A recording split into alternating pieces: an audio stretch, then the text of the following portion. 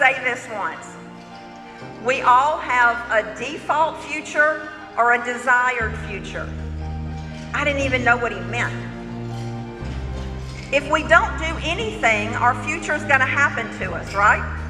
Somebody says this is a good job for you. Somebody says you should move to this city. Some guy says, will you marry me?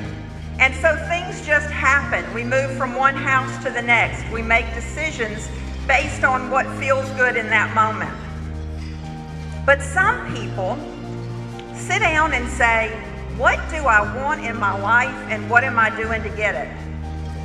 I've never been one of those people. I did not go to college and say, I think I would like to be the director of tourism of Mississippi or Louisiana. I went to college and said, I need to graduate. But about 4 years ago, I hired an executive coach.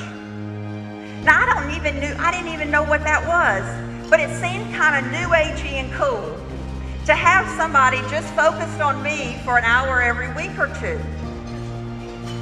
What she did, though, is asked me some really hard questions. What are my gifts? What are my values? Where do I really want to live? And what lights me up? Through that process, I asked myself some hard questions, and I had a business. I've been in business for 10 years in a company called Darienne, Inc.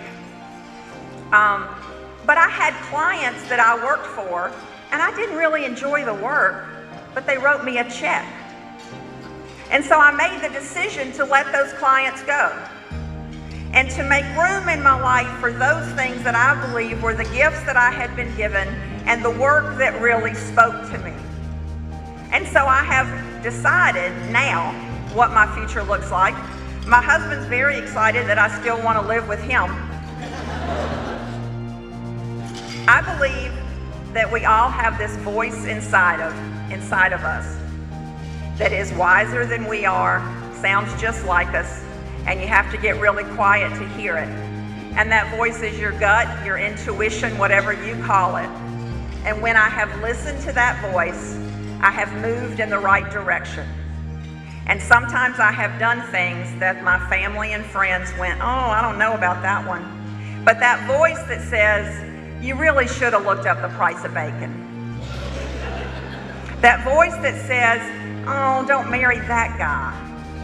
I heard that one too. That voice that says, do you really need that third, fourth glass of red wine? That voice.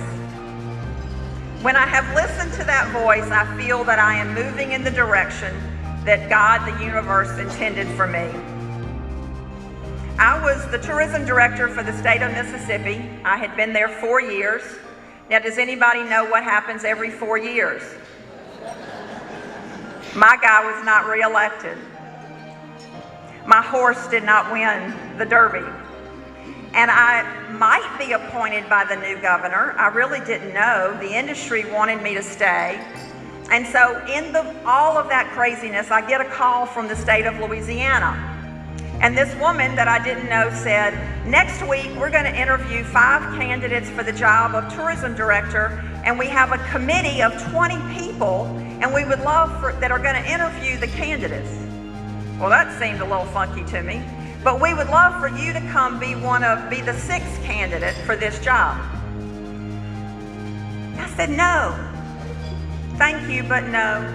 I'm hanging in here. Probably not my best decision as the way things turned out, but I still thought Mississippi, I am the glass half full. That's how I live my life. So it was really unconscionable to me that I would not be reappointed State Director of Tourism of Mississippi, even knowing that that was a slim chance. I am insecure. I always have been. I have a little voice inside me that says, you can't do that. You're not big enough to make that speech. You're not good enough. The voice is quieter than it used to be, but it's still there. So living out loud to me means doing things that scare you. And I think as individuals and as organizations, if you're not right on the edge sometimes, then you're not living your best life. If your organization is not taking risks and scared to death that this project might not work, then you may not be doing your best work. And I have had moments of living out loud. I have lived small. I didn't try things that I knew that I wasn't sure if I would succeed. There are many things that I failed at. I don't regret the things I tried. I regret the things I never tried because I was too scared. So, living out loud, when I was 17 years old, I went to my mother. A few of you have heard this story. And I explained to my mother that I had decided I wanted to be in the Junior Miss pageant. Okay, you need to know that I had never been in a beauty pageant.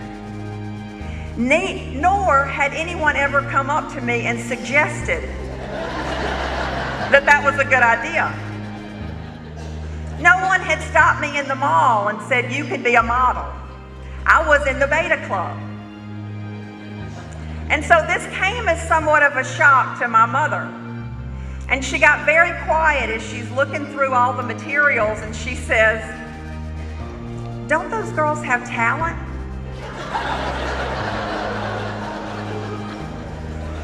And I said, yeah.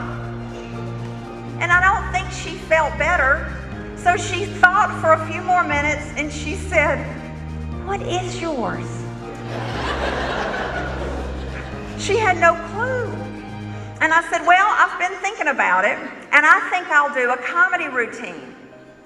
I think that would be really fun. I don't think she felt any better then. I think my parents wore sunglasses to the Junior Miss pageant and sat on the back row. I didn't win Junior Miss. Dennis Oliver happens to be my father. When I got the job in Mississippi, I was 40 years old.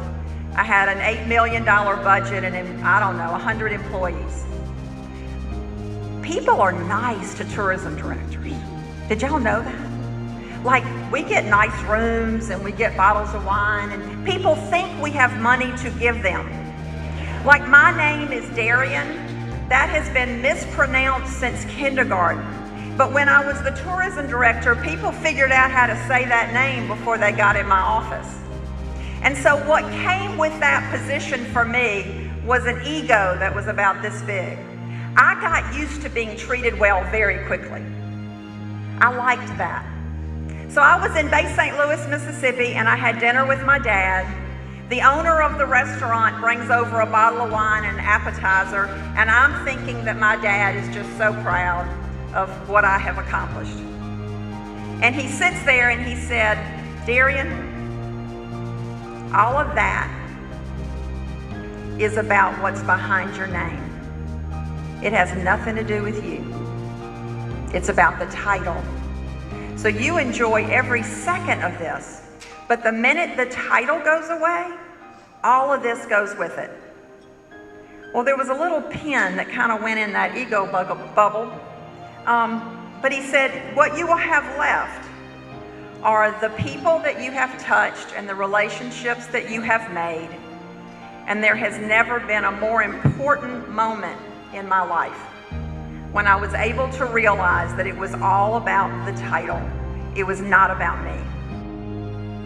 I hope you will design your future, trust your intuition, live out loud, surround yourself with smart people, and do the next right thing. And I want you to remember one thing.